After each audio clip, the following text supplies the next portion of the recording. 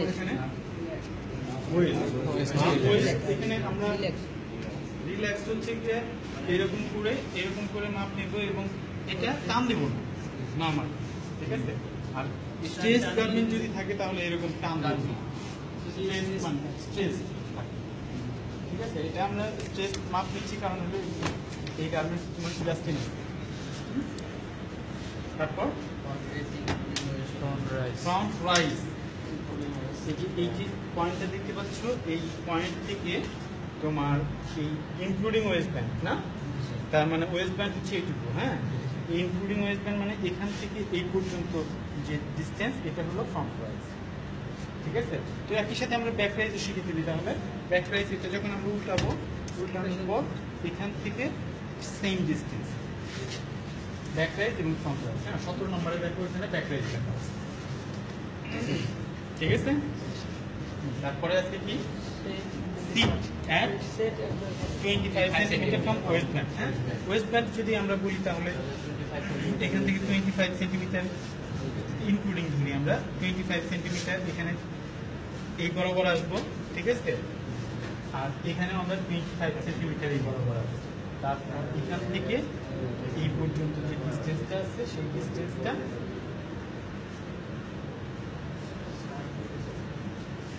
এখান থেকে এইভাবে এটা মেজার করি, ঠিক আছে।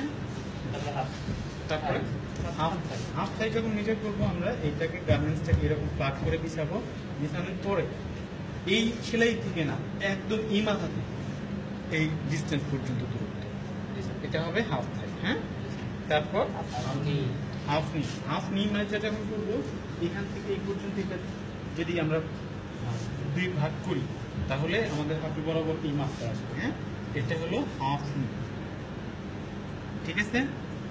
হাফ নি লেগ ওপেনিং তো আমরা জানি, এখান থেকে এই পর্যন্ত হচ্ছে গিয়ে লেগ ওপেনিং। আউট সিম যদি থাকে তাহলে, যদি ইনক্লুডিং ওয়েস্ট ব্যান্ড থাকে তাহলে তো বুঝতেই পারো আউট সিম। দেখো আমরা গার্মেন্ট যখন করি তোমার এই বাইরের দিকে একটা সেলাই আছে, ভিতরের দিকে একটা সেলাই আছে। বাইরের সেলাইটাকে বলবো আউট সিম আর ভিতরেরটা হলো ইন সিম, ঠিক আছে।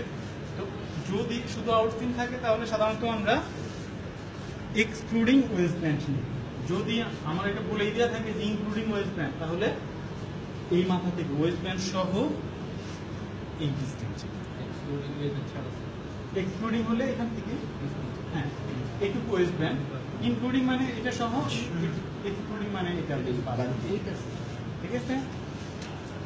তারপরে ইনসিমাস, দেখো ইনসিমাস না, ইনসিম হলো এই সেলাইটাকে বলি আমরা এখান থেকে এই শেষ পর্যন্ত, ঠিক আছে। ফ্লাই লেন্থ হচ্ছে কি তোমার এই যে এইখান থেকে এই পর্যন্ত, এটা হলো ফ্লাই লেন্থ, এই আউটার সেলাই পর্যন্ত, হ্যাঁ। ফ্লাই উইডথ হচ্ছে এখান থেকে লাস্ট সেলাই পর্যন্ত, এইটুকু হলো ফ্লাই উইডথ, ঠিক আছে। পয়েন্ট পকেট হচ্ছে শুধু পকেট ওপেনিং না, পকেট ওপেনিং হচ্ছে এখান থেকে ঘুরে ঘুরে এটা, হ্যাঁ।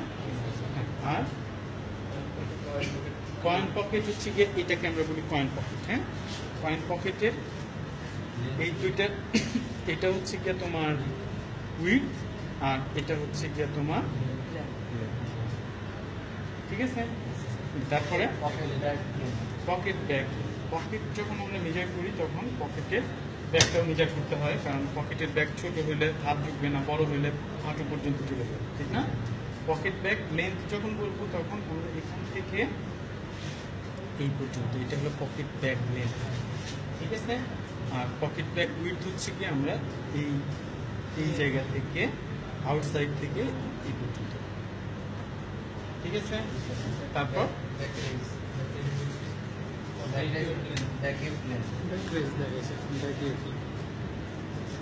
এটা করার জন্য আমরা এটাকে আবার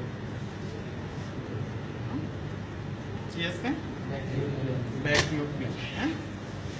ব্যাক না ব্যাক রাইজ, ব্যাক রাইজ তো আমরা বলেছি, এটা হলো ব্যাক রাইজ, হ্যাঁ।